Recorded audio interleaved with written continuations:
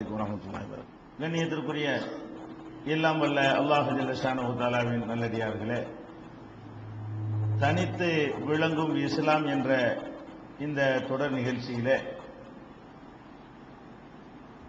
இஸ்லாம் உண்மையான மார்க்கம் என்பதை தனக்குத்தானே தெளிவாக நிரூபிக்கிற விஷயத்திலே தனித்து விளங்குகிறது என்பதன் ஒரு பகுதியை நாம் பார்த்தோம்.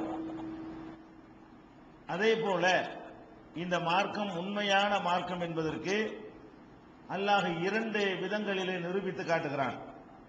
ஒன்று, நபிகள் நாயகம் ஸல்லல்லாஹு அலைஹி வஸல்லம் அவர்களை உலக மக்கள் மத்தியிலே காட்டி, இவரை பாருங்கள், இவரை பற்றி நீங்கள் சிந்தித்தாலே இது உண்மையான மார்க்கம் என்பதை நீங்கள் அறிந்து கொள்வீர்கள் என்று பல சான்றுகளை முன்வைத்து அல்லாஹ் நிரூபித்து காட்டுகிறான்.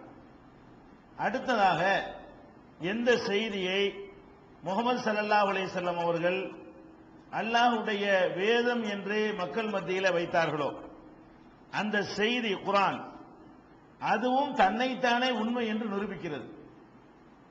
எப்படி நிரூபிக்கிறது என்று சொன்னால், உலகத்தில் எந்த ஒரு மனிதன் எழுதிய நூலாக இருந்தாலும், எந்த ஒரு அறிஞர்கள் எழுதிய நூலாக இருந்தாலும், அதை 100% ஆய்வுக்கு உட்படுத்தி யார் வேண்டுமானாலும் இதுல முடிந்தா தவறு கண்டு பார் என்று அறைகோள் விடவே மாட்டார்கள். விட முடியாது. எங்க நூலை நீங்க பாராட்டுறாந்தா பாராட்டுங்க, இல்லைன்னா ஒதுங்கி போயிருங்க என்ற அளவில் தான் எந்த ஒரு நூலுமே தன்னுடைய நம்பகத்தன்மைக்கு முக்கியத்துவம் கொடுக்கும்.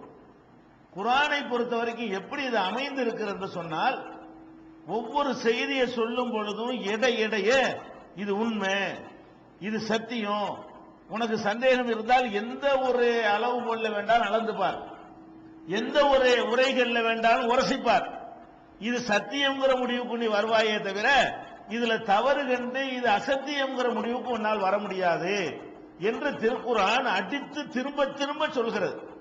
எப்படி எல்லாம் சொல்கிறது?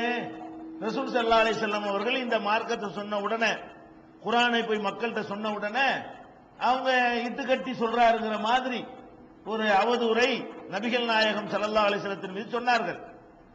சொன்னா அதுக்கு அல்லாஹ் எப்படி பதில் சொல்றான்? ஓ, இது இவர் இட்டு கட்டினார்னு சொன்னீங்களா? இவர் இட்டு கட்டினா உங்களுக்கு அதை விட இட்டு கட்ட இயலும்ல. இவருக்கு எழுத தெரியாது, இவருக்கு படிக்க தெரியாது, இவரே இவ்வளவு அழகா ஒரு செய்தி இட்டு கட்டி கடவுள் சொன்னார்னு சொல்ல முடியுமானால் உங்களுக்கு அதை விட முடியுமே? நீங்க பெரிய பெரிய பண்டிதர்களாயிற்ற, அரபு மொழியை கரைத்து குடித்தவர்களாயிற்ற, அரபி மொழியில பெரிய பெரிய இலக்கியங்களை எல்லாம் எழுதியவர்களாக இருக்கிறீங்களே, அப்ப இவர் சொந்தமா இதை தயார் பண்ணிட்டாருன்னு நீங்க நினைக்கிறது உண்மையா இருந்தால் அல்லாஹ் கேட்கிறான், ஃபல் யது பிஹதீஸ் மிஸ்லிஹி இன் கானு சாதிகீன். இவர்களுடைய விமர்சனத்திலே இவர்கள் உண்மையாளர்களாக இருந்தால் இது போன்ற ஒரு செய்தியை இவர்கள் கொண்டு வரட்டுமே. இந்த ஆள் படிக்காத ஒரு ஆள் கொண்டு வந்துட்டார்ல, அவர் தானே சொந்தமா கற்பனை பண்ணார் நீங்க சொல்றீங்க. இந்த குர்ஆன்ங்கிறது அவரா இட்டு கட்டி ஜோடிச்சு அவரா தயாரிச்சு சொல்றார் என்பதுதானே உங்களுடைய வாதம். அந்த வாதம் உண்மையாக இருக்குமேயானால் இது மாதிரி நீ எல்லாம் சேர்ந்து கொண்டுட்டு வா. இது போன்ற ஒரு செய்தியை, இந்த குர்ஆன் போன்ற ஒரு செய்தியை இவர்கள் கொண்டு வரட்டும் பார்க்கலாம் என்று அல்லாஹ் குர்ஆன்ல எப்படி பதில் சொல்றான்? இந்த செய்தியவே ஆதாரமாக்குறான். இது பொய் என்று நினைத்தால் இது மாதிரி ஒன்று கொண்டு வா. அப்ப குர்ஆன் மெய் என்பதற்கு குர்ஆன் தான் இப்ப ஆதாரம். இது மாதிரி உனக்கு கொண்டாந்து காட்டிட்டு முடிஞ்சு வச்சுக்காத. கொண்டு வந்து காட்டல என்று சொன்னா இது மெய் என்பது நிரூபணமாகிவிடும். அல்லாஹ் 52வது சூராவுல 34வது வசனத்தில் இந்த அறைகூலை விடுக்கிறான். அதே போல 28வது சூராவில் 49வது வசனத்தில் சொல்கிறான், குல் நபியை நீங்கள் சொல்லுங்கள், ஏதோ நீங்க சொந்தமா தயாரிச்சதாக பேசிக் கொள்கிறார்கள், நீங்க அந்த மக்கள்கிட்ட போய் சொல்லுங்கள், ஃபஅது பி கிதாபின் மின் இன்தில்லாஹ் ஹுவ அஹ்தா மின்ஹா, இதை விட ஒரு சிறந்த வேற கிதாபை நீ கொண்டுட்டு வா, அத்தபியுஹு, நான் அதை ஃபாலோ பண்றேன். நான் ஒரு வழியை கொண்டு வந்திருக்கிறேன்ல, இதே மாதிரி நீ நானா சொந்தமா தயார் பண்ணிட்டேன்னு தானே உன்னுடைய வாதம். அது உண்மையா இருக்குமையானால் இதை விட சிறந்த வழியை நீ கொண்டுட்டு வா, நான் அதை ஃபாலோ பண்றேன். அப்ப சிறந்ததுங்கிறத எந்த அளவுக்கு அழுத்தம் திருத்தமா இந்த குர்ஆன் சொல்லுதுன்னு கேட்டா, இது மாதிரி ஒரு நல்வழியை ஒன்னால் கொண்டு வர இயலாது, இது மாதிரி ஒரு நேர்வழியை ஒன்னால் சொல்ல முடியாது.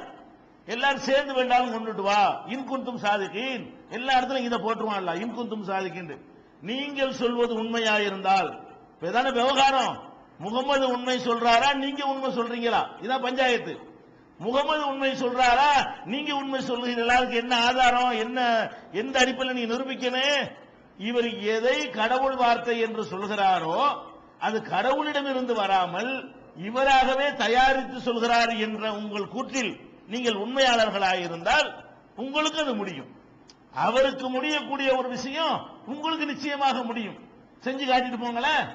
உண்மையாளர்களாயிருந்து அதைத்தானே செய்யணும் என்று சொல்லி இந்த குர்ஆன் தனக்குத்தானே மக்களுக்கு என்ன செய்து அறைகோல் விட்டு, நான் தானப்பா இறைவேதம்ங்கிறதுக்கு பெரிய சான்றா இருக்கிறேன் என்று சொல்லி குர்ஆன் தனக்குத்தானே ஆதாரமாக திகழ்கிற அதிசயத்தை பார்க்கிறோம். அது மாத்திரம் இல்லாம இது சவால் விட்டுறான்ல, சவால் விட்டுதான் கொண்டு வந்துருவாங்கன்னு சொல்லியா? எப்படி கான்பிடண்டா இந்த குர்ஆன் சவால் விடுதுன்னா, சும்மா சொல்றோம், நீ என்ன கொண்டா வரப்போற முடியுமா உன்னால? ஏறாதுன்னு எப்படி அல்லாஹ் சொல்றான்? சும்மா சில பேர் சவால் விட்டுட்டு வந்துருமோ, கொண்டு வந்தா வந்துருவானோ, இன்னைக்கு கொண்டு வந்துருவாங்களோ அப்படின்னு நினைக்குவேன். அப்படியா? முடியாது. நம்ம சொல்லுவோம்ல, இதுக்கு நீ ஒரு ஹதீஸை கொண்டு வந்தா 10 லட்சம் ரூபாய் தருவோம், மடியில கட்டி வச்சுட்டா சொல்றோம். கொண்டு வர இயலாது, இல்லாத ஒரு விஷயத்தை சொல்லும் பொழுது நம்ம அறிகுறி விடுவோம்ல. அல்லாஹ் என்ன சொல்றான்னு கேட்டா, குல் நபியை நீங்க சொல்லுங்கள், இந்த சவாலைய எப்படி விடுறான்னு பாருங்க. ல இனிஜித்தமாத்தில் இன்சு வல் ஜின்னு, மனித குலமும் ஜின் வர்க்கமும் ஒன்றாக திரண்டு, நீ மக்காவாசி மட்டும் ஒண்ணு கூட வேணாம், உலகத்தில் உள்ள அத்தனை மனிதர்களையும் ஒன்னா சேர், உலகம் பூரா சுற்றுப்பயணம் செஞ்சு அனைவரையும் ஒன்னா கூட்டிட்டு வந்து, எதுக்காக வேண்டி ஒன்னா கூட்டிட்டு வரணும்? அலா ஐயூபி மிஸ்லி ஹாதல் குர்ஆன், இந்த குர்ஆனை போன்ற ஒன்றை தயாரிப்பதற்கு உருவாக்குவதற்காக மனித குலம் முழுமையும் ஜின் வர்க்கம் முழுமையும் நீங்கள் ஒன்று திரண்டீர்களேயானாலும் லா யஅதூன பிமிஸ்லிஹி, இது போன்று அவர்களால் கொண்டு வர இயலாது. கொண்டு வாண்டு சவால் விட்டுவிட்டு எல்லாம் என்ன சொல்றான்? கொண்டு வருவான்னு உட்கார்ந்துட்டு நினைக்கிறியா? கொண்டு வர முடியாதுப்பா. முடியாதுங்கிறதுக்காக விடுற சவால் இது. ஏதோ செஞ்சு காட்டிடுவியான்னு பரிசீலனை வைக்க தயாரா இல்ல. எவ்வளவு கான்பிடன்ட் பத்தின நம்பிக்கை. ஒரு கொள்கையை சொல்லும் பொழுது எவனை இப்படி சொல்ல இயலாது. இதுதான் மெய், இதை தவிர மற்ற எல்லாம் பொய், இந்த அறைகோலை ஏத்துக்க உன்னால கொண்டு வரவே இயலாது அப்படின்னு சொல்லிட்டு உளவுக்கான எல்லாம் சொல்றான். லா யஅதூன பிமிஸ்லிஹி, இது மாதிரி அவர்களால் கொண்டு வர முடியாது. உளவுக்கான பஅதுஹும் லி பஅதின் லஹீரா, ஒருத்தர் மற்றவருக்கு உறுதுணையாக நின்றாலும் சரியே. தனித்தனியா நீ ஒண்ணு தனியா கொண்டு வா, நீ ஒண்ணு தனியா கொண்டு வான்னு உனக்கு சொல்லலப்பா. எல்லாம் ஒன்னா திரண்டு கூட்டு முயற்சியில கூட்டாக உட்கார்ந்து தயார் பண்ணி இது மாதிரி கொண்டு வர முயற்சி பண்ணினாலும் உங்களால் கொண்டு வர இயலாது.